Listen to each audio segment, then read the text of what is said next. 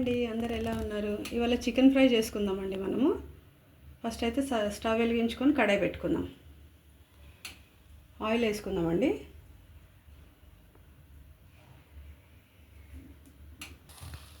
Oil వేడైందండి, ఉల్లిపాయలు వేసుకుందాం.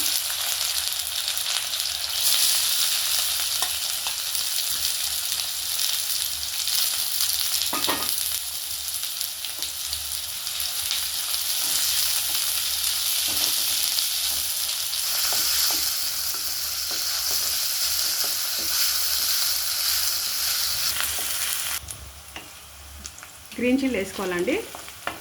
2 green chilli వేసుకున్నాను. పచ్చిమిరపకాయలు 2,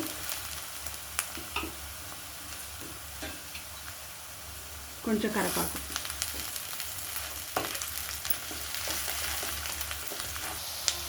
కొంచెం పసుపు అండి,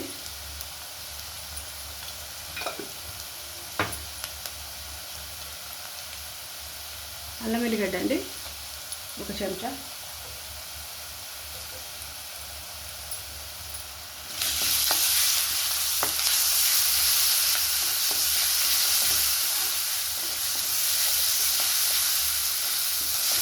పచ్చివాసన పోయే వరకు బాగా అది కలుపుకోవాలండి. ఇది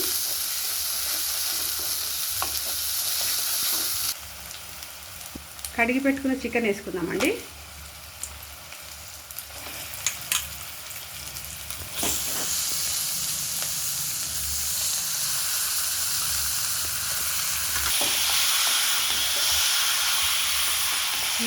మంచిగా వేయించుకోవాలండి మనం.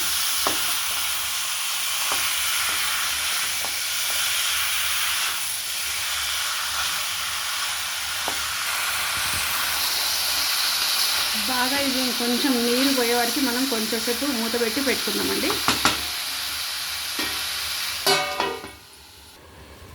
ఒకసారి చూసుకుందామండి.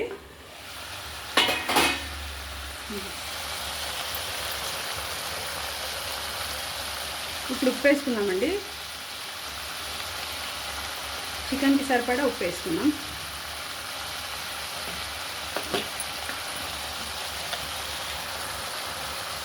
ఇది మిరియాల పౌడర్ అండి, 1 స్పూన్ వేస్తున్నాం మిరియాల పౌడర్.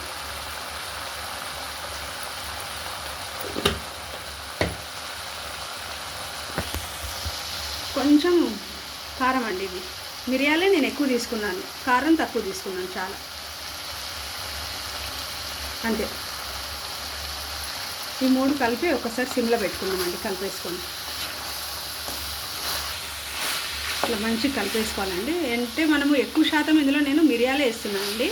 మిరియాలు వేసి చేస్తున్నాను ఫ్రై. కారం కొంచెం,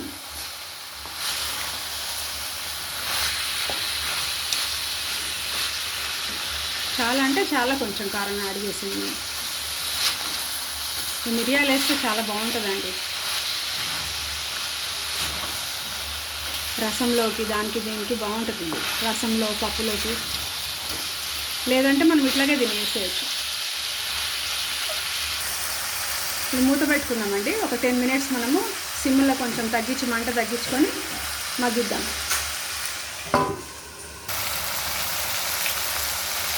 చిన్న మంట పైనే మనం మగ్గించుకోవాలండి దీన్ని. ఒక 10 నిమిషాలు ఇట్లా చిన్న మంట పైన మగ్గించుకుంటే మనకి మంచిగా అవుతుంది ఫ్రై.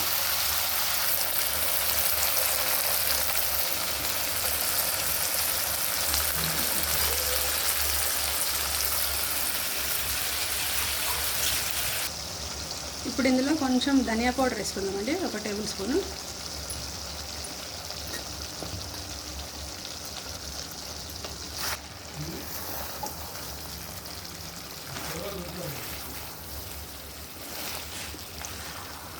ఈ నీరంతా ఇనికిపోవాలండి మనకి. కొంచెము ఇంకా కొంచెం ఇనకాలి వాటర్.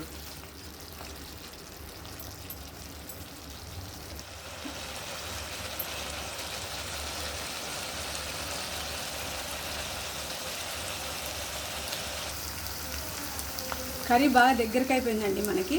ఫ్రై దగ్గరికి అయింది కొంచెము. ఇప్పుడు కొంచెం కొత్తిమీర చల్లుకొని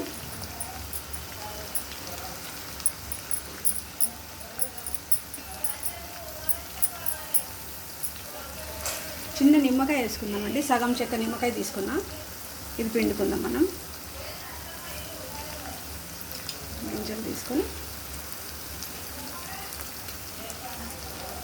చపాతీలోకి దాంట్లోకి బాగుంటుందండి ఇది. చపాతీ ఎంబడి మనం ప్లెయిన్ రైస్ ఎంబడి కూడా పుంపేసుకొని తినేసేయచ్చు.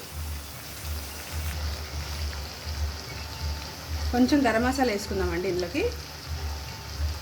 గరం మసాలా వేసి ఒకసారి కలిపేసుకొని స్టవ్ ఆఫ్ చేస్తాం. చూసారండి ఇది ఎట్లా వచ్చిందో? మనకు అయిపోయినట్టు ఫ్రై.